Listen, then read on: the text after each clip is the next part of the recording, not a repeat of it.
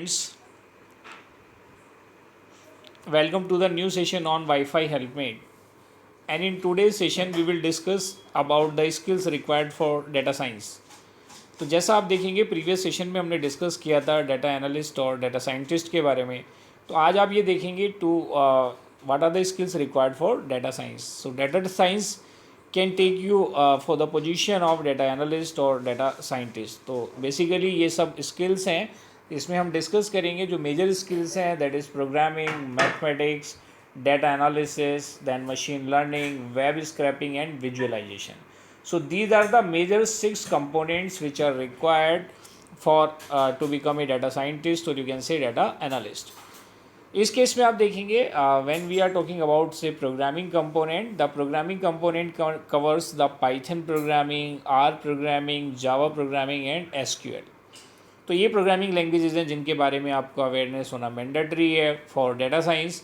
And in case of mathematics you must be aware about the concept of statistics, linear algebra, calculus and discrete math.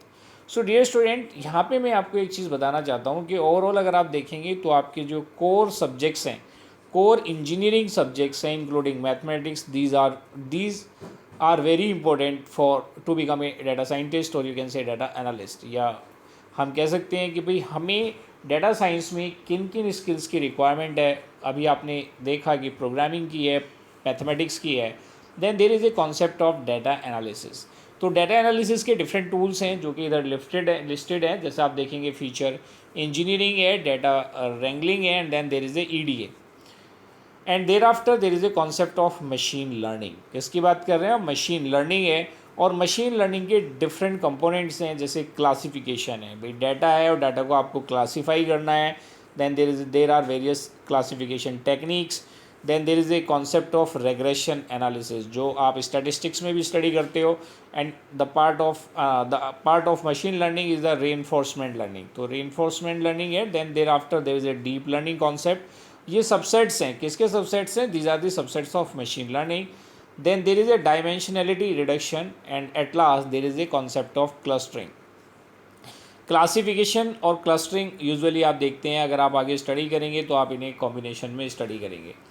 Then you can look after the concept of web scraping. तो web scraping में आप देखेंगे there is a concept of Beautiful Soup, scraping, URL library and at last the sixth component is visualisation. कि भाई आप अपने data को कैसे प्रेजेंट कर रहे हो. That comes. इसके लिए डिफरेंट टूल्स हैं विजुअलाइजेशन के, जैसे टैब्ल्यू है, D3JS है, स्कैटर प्लॉट है, पावर बाई है and then you can see ggplot2 है. So these are the various visualisation tools. So dear student, यहाँ पे मैं यही बताना चाहता हूँ कि जैसे आप देखेंगे ओवरऑल अगर आप कहेंगे सबका ग्रैंडपा तो आर्टिफिशियल इंटेलिजेंस है, उसके सब क्लासिफिकेशन में मशीन लर्निंग है, नेचुरल लैंग्वेज प्रोसेसिंग है.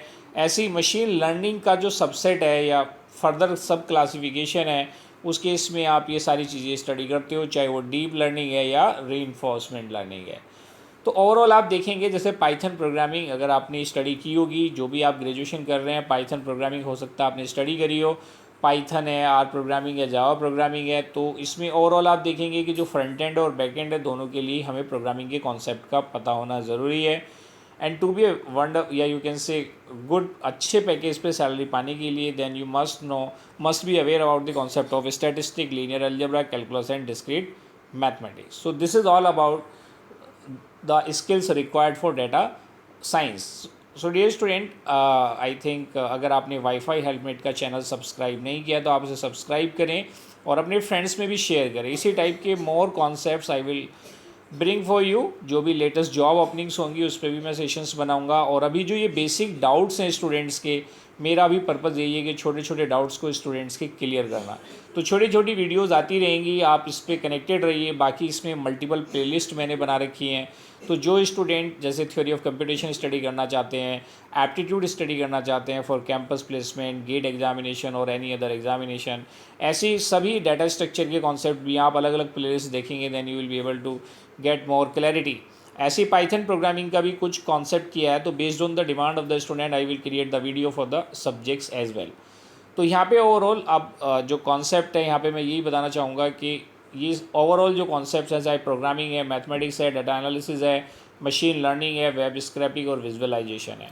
तो इन सब के प्रैक्टिकल एक्सपोजर का होना भी ज़रूरी है, लेकिन प्रैक्टिकल एक्सपोजर के लिए भी पहले हमारे बेसिक फंडामेंटल्स क्लियर होने ज़रूरी हैं। तो जैसे आजकल आप देखते हो बीटेक जो लॉन्च हुआ है, बीटेक कंप्यूटर साइंस तो था ही था, उसके साथ साथ there is a new concept of there is computer science and engineering, या CSC in data science, then machine learning, then artificial intelligence, then cyber security या IoT। तो ऐसे ही करके ये जितने भी कॉन्सेप्ट्स हैं इन पे हम ब्रीफ में डिस्कस करेंगे, जिससे आपको क्लैरिटी आए कि बेसिकली आप क्यों स्टडी कर रहे हैं, इसकी कहाँ रिक्वायरमेंट है।